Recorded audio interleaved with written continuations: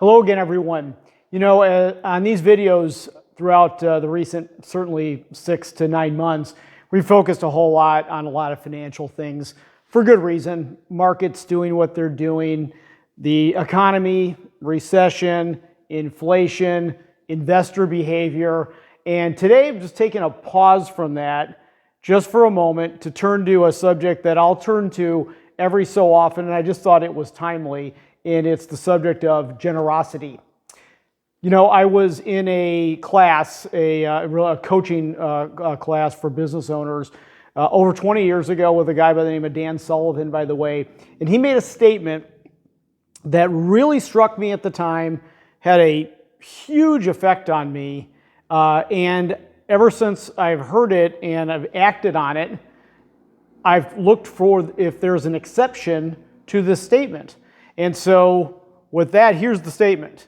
What he said was, there's two things you will never find. You will never find somebody who is generous with their money and in want for anything. That was really a striking statement to me.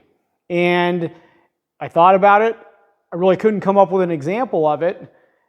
It made me and my family begin on a journey of generosity of our own as a result of that. And ever since then, I've always looked around for the exception to that statement. If any of you ever found an exception to that statement, I would really like to hear back on this because I haven't found it yet. I'm not saying it's perfect, but I haven't found it yet. And the reason why I also wanted to bring this up was we're in this time where people are debating whether we're in a recession or not. I would just say, hey, we're in one. We're all extraordinarily lucky. I know a lot of you are very generous, and I just am making an encouragement to make generosity a part of your year-end plan, no matter where you're at on it. If you're already into generosity with your money, I hope you'll increase. If it's something you're considering, I hope you'll think about it. The fact of the matter is we are really very lucky people, and we are able to be generous. Just as an example, we've got 2 billion people in the world who do not have access to clean water. So there's just a myriad of things that we can benefit people through our generosity. And when we are generous, for sure the recipient is thankful for whatever you can do for them.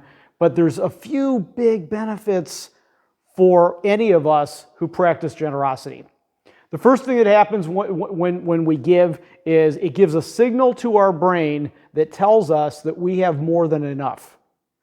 That signal to the brain also starts off a process that makes the good chemicals in our brain released. So there's a physical benefit to that.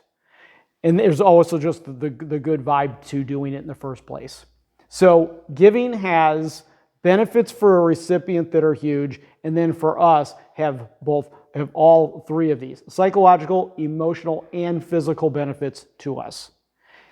If any of you would ever like an extra set of ears in on your own journey of generosity, or if you're wanting to make a certain impact and how might be the best way to approach that through your financial structure, we would be happy to be a part of that conversation. So be generous here for the end of the year, and just wanted to chime in with this, and we'll look forward to talking to you next time.